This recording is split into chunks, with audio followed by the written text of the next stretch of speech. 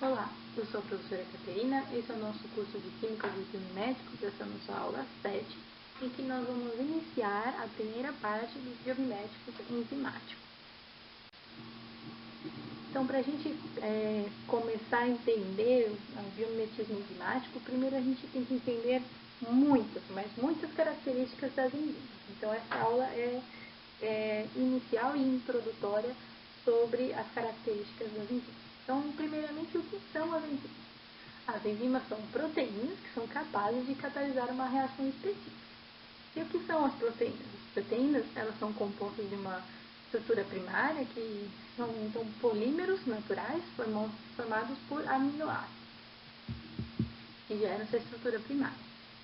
Essa estrutura primária ela pode se ordenar, formando estruturas secundárias, então que nós conhecemos as folhas beta, alfa-hélices e os loops, essencialmente.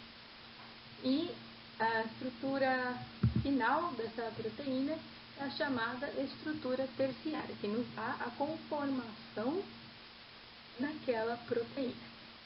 Algumas proteínas conseguem, só funcionam com a adição de várias estruturas terciárias.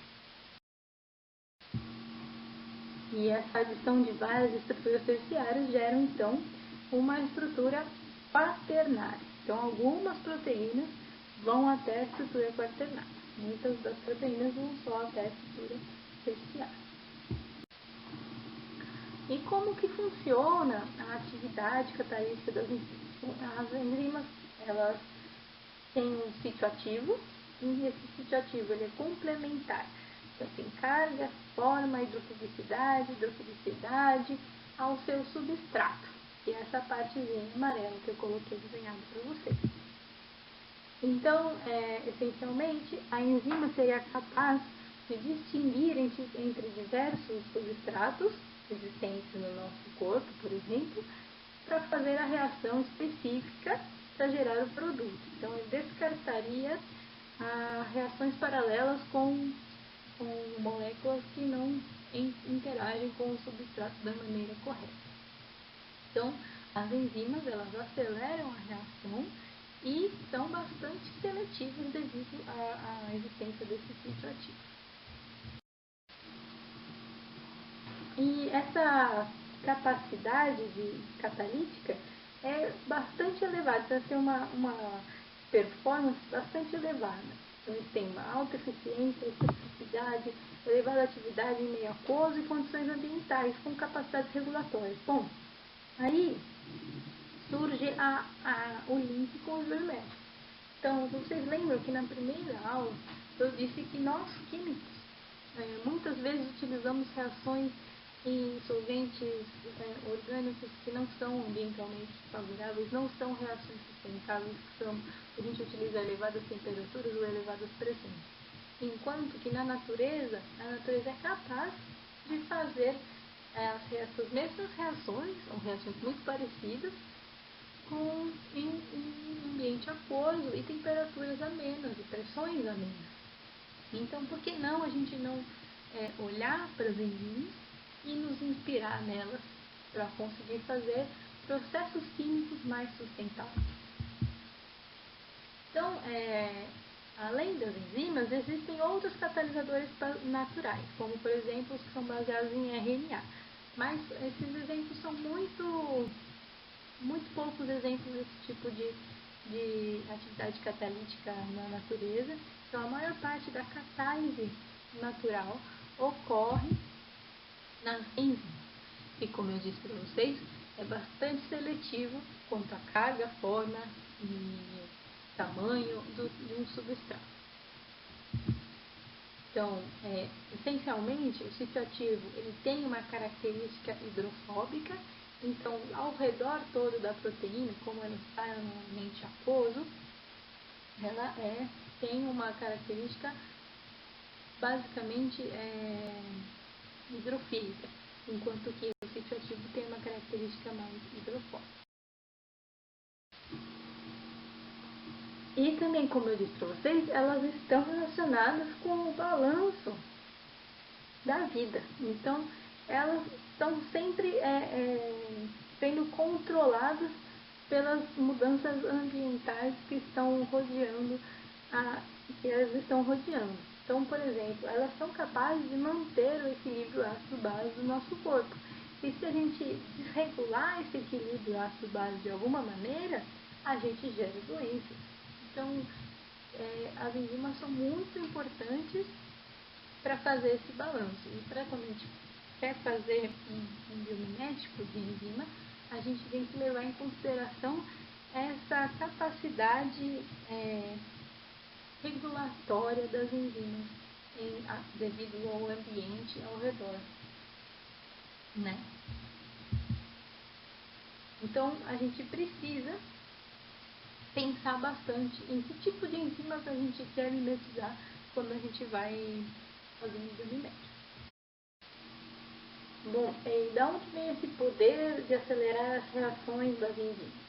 A partir da cinética. Então, as enzimas, elas aceleram as reações entre 10 a 10 ou 10 a 15 vezes quando comparado à mesma reação não catalisada. Então, é uma aceleração bastante elevada.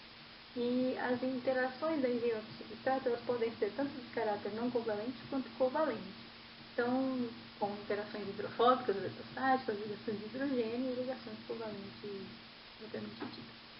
Então, a cinética de uma enzima vai depender se ela está saturada ou não saturada com o substrato. E as duas maneiras principais de ligação do substrato com a enzima. Existe a maneira uniforme e a maneira diferencial. A maneira diferencial, ela estabiliza o estado de transição, enquanto a maneira uniforme estabiliza a ligação inicial enzima-substrato, não o estado de transição. E isso ocorre tanto com uma enzima saturada quanto com a enzima não saturada. E o que a gente pode ver nesses dois gráficos é que quando a enzima está não saturada, a maneira diferencial é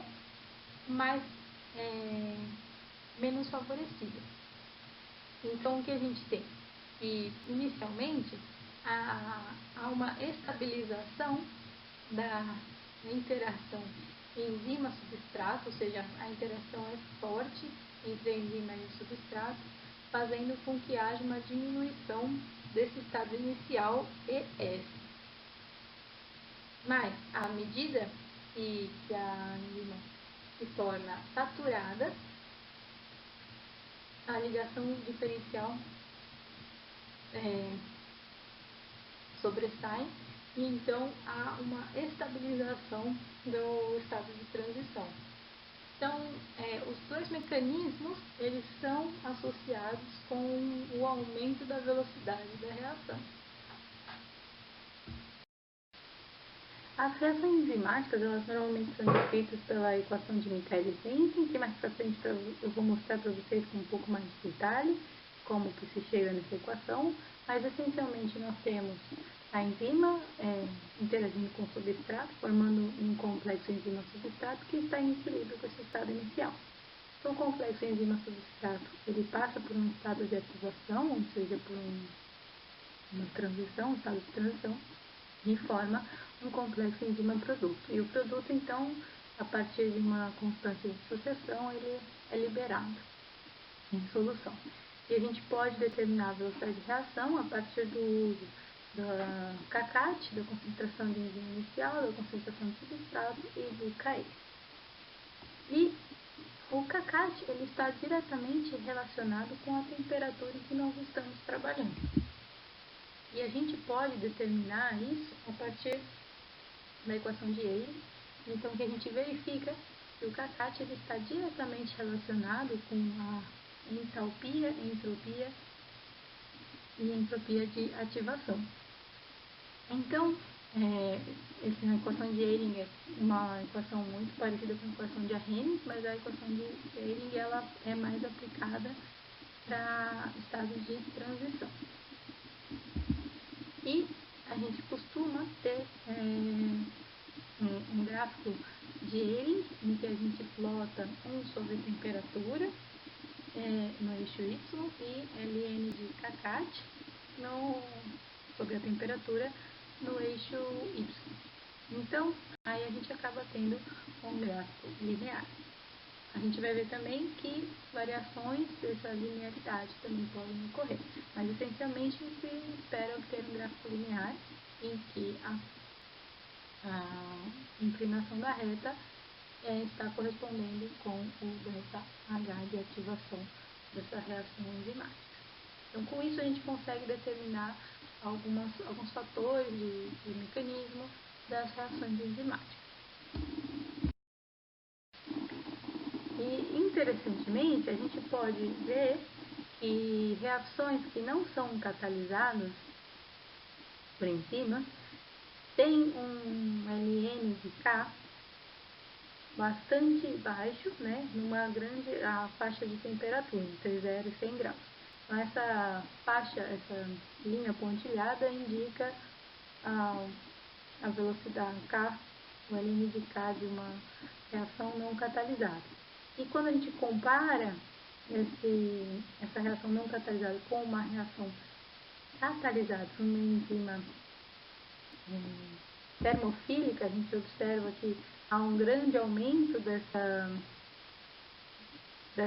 velocidade dessa reação. Com a enzima mesofílica, há um aumento ainda maior, e com uma enzima microfílica, um aumento ainda maior. Então, a gente consegue fazer aumentos de velocidade de reação com mutações enzimáticas apenas para que a gente consiga fazer com que uma reação seja viável a temperaturas ambientais. E para explicar essa aceleração das reações a partir dos enzimas, existem 6 mecanismos alternativos que passam por cima da barreira energética e um mecanismo que atravessa a barreira energética tunelante.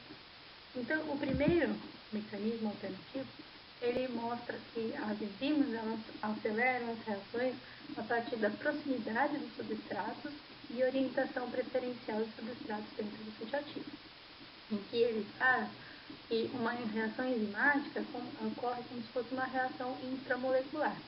Essencialmente, uma reação intramolecular tem uma constante de velocidade muito maior do que uma reação intermolecular, como está mostrado nesse exemplo.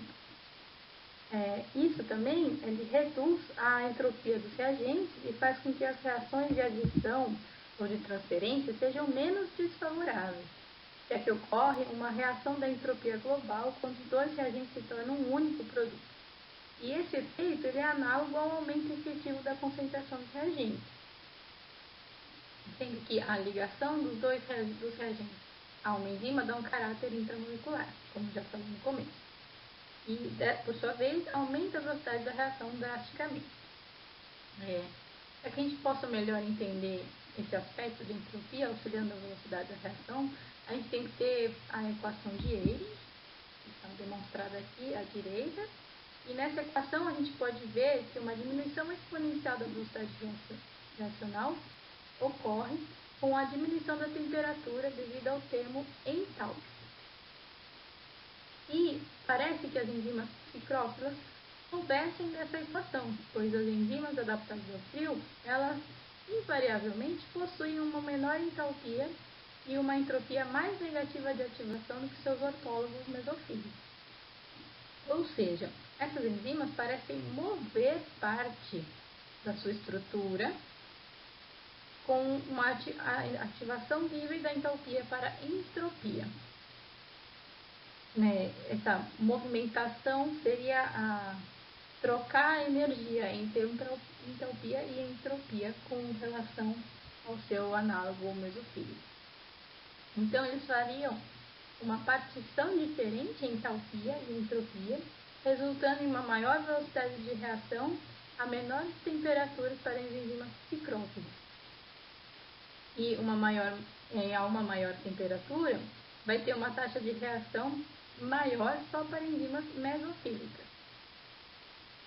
mas as duas enzimas, tanto mesofílicas quanto ciprofílicas, teriam velocidades de reação muito parecidas à temperatura ambiente.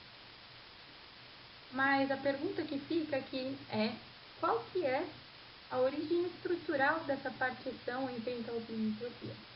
E quando a gente pensa, aparentemente não tem uma característica estrutural que está presente em todas as enzimas adaptadas ao frio. Mas cálculos teóricos observaram que a 300 Kelvin o ΔG de ativação era muito similar entre as enzimas mesofílicas e psicrófilas. Mas as enzimas psicrófilas apresentavam um menor ΔH de ativação, como a gente pode observar nesse gráfico, que elas apresentam ΔH de ativação baixo e um TΔS de ativação mais negativo. E isso explicaria a movimentação da enzima, que eu vou explicar para vocês melhor no próximo slide. Bom, o que se verificou é que aparentemente não há uma característica estrutural das enzimas adaptadas ao frio.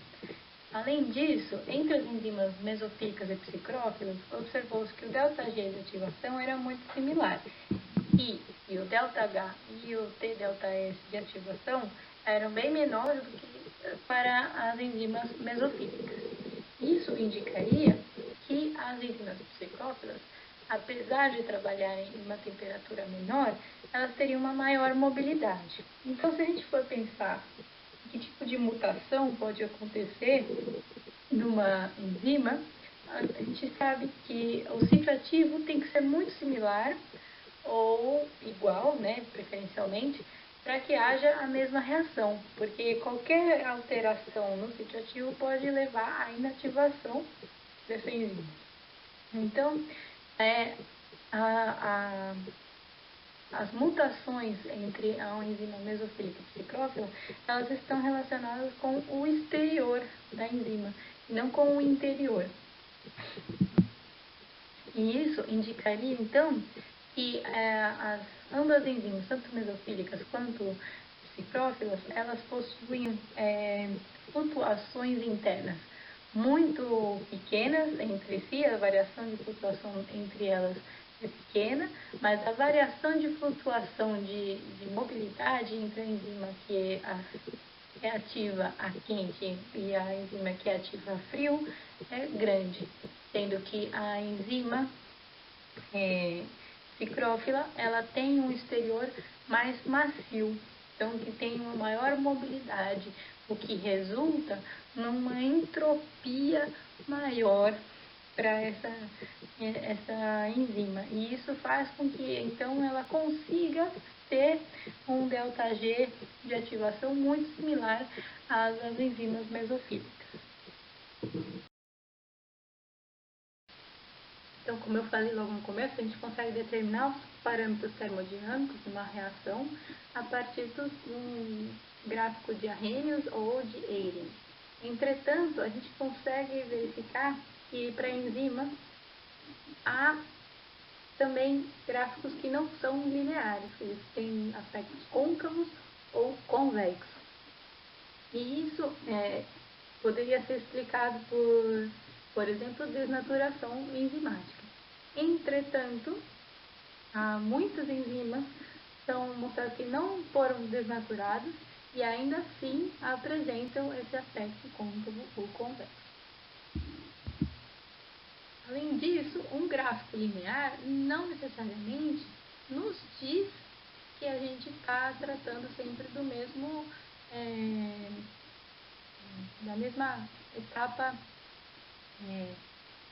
determinante. Ou seja, quando a gente tem um gráfico linear, pode ser que à medida que a gente aumente a temperatura, a etapa determinante da reação seja alterada se a gente tiver reações que dependem de dois passos reacionais. E o que é observado é que num gráfico de energia, observando-se a temperatura, o que se observa é que em temperaturas mais altas, os valores de ΔH e PΔS permanecem quase constantes. Até um ponto em que, quando a gente começa a diminuir a temperatura, há uma grande variação do ΔH, o ΔH começa a aumentar e a entropia começa a diminuir. E o que isso está relacionado, né? Como que a gente consegue visualizar isso? Isso quer dizer que quando a gente está tratando com o sistema enzimático, a gente tem um sistema que está pré-organizado, né? O ciclo ativo ele está organizado para receber o seu substrato. E à medida que a gente adiciona um substrato polar, ele organiza de uma maneira preferencial uma determinada energia. Mas o estado de transição da reação, ele já não é mais tão polar, ele já não tem essa característica tão polar. E aí, então, há um aumento dessa energia. Então, o que isso quer dizer? Que a baixas temperaturas, o PΔS vai ser negativo. Entretanto, a altas temperaturas, o TΔS é praticamente zero, como a gente viu no gráfico. Então, o estado de transição a temperaturas mais elevadas é praticamente uma barreira só entálpica, enquanto a temperaturas menores, ela é uma barreira entálpica e entrópica. E o que a gente pode verificar também é que se a entropia e a entalpia de ativação são dependentes da temperatura, a capacidade calorífica de uma enzima de transição, né, não é zero. E o que isso quer dizer? Isso também quer dizer que há movimentações da enzima que estão auxiliando nessa ativação da reação.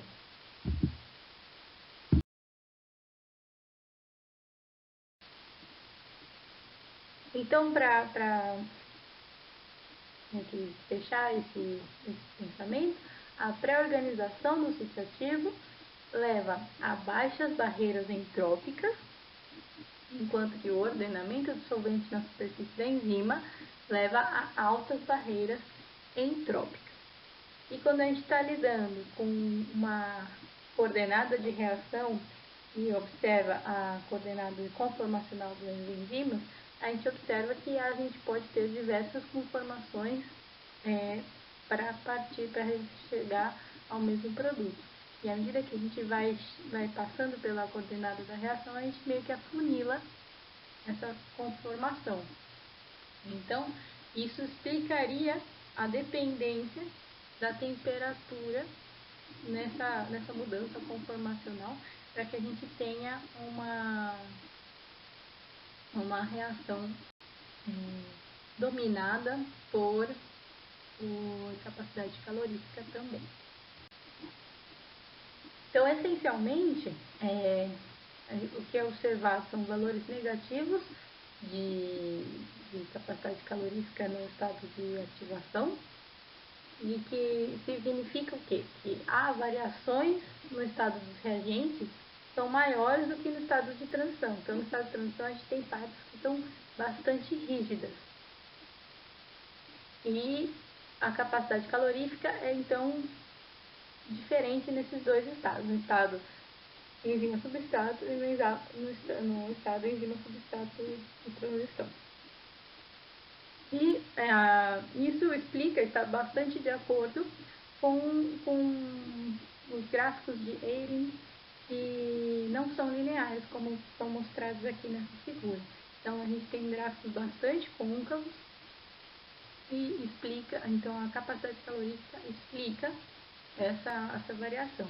E aqui nos gráficos da direita, o que foi observado é que havia alterações conformacionais, uma rigidificação da estrutura maior para sítios que estavam próximos ao sítio ativo, ao redor do sítio ativo, mas ainda mais em regiões mais distantes do sítio ativo. E isso explicaria por que uma mutação distante do subjetivo é tão importante na alteração de uma reação enzimática de acordo com a temperatura. Então, uma simples mutação fora do sítio ativo pode alterar bastante a dependência de temperatura de uma reação enzimática. Então, para concluir, o que a gente observou nessa aula, que as enzimas elas são essencialmente polímeros de aminoácidos, que são organizados tridimensionalmente. Elas possuem um sítio ativo, que é hidrofóbico e complementar aos substratos. Elas têm um mecanismo de ativação que é denominado ajuste induzido, em que a gente pode ter o uniforme ou diferencial, em que o método diferencial é o mais comum, em que ele nos diz que há uma baixa afinidade pelo substrato, mas a enzima se contorce e há uma elevada afinidade pelo estado de transição. Então, o que a gente observou também é que essa afirmação pode ser corroborada por estudos de entalpia, entropia e capacidade calorífica no estado de ativação de uma enzima. Então, essencialmente, a gente observou que são 6 mecanismos que passam pelo estado de transição e o mecanismo que tunela. Eu mostrei apenas um, que é o de proximidade e orientação, em que basicamente a entropia é o que domina essa ativação enzimática devido à proximidade e orientação. Na próxima aula a gente vai ver os próximos mecanismos que passam pelo estado de transição. Até mais!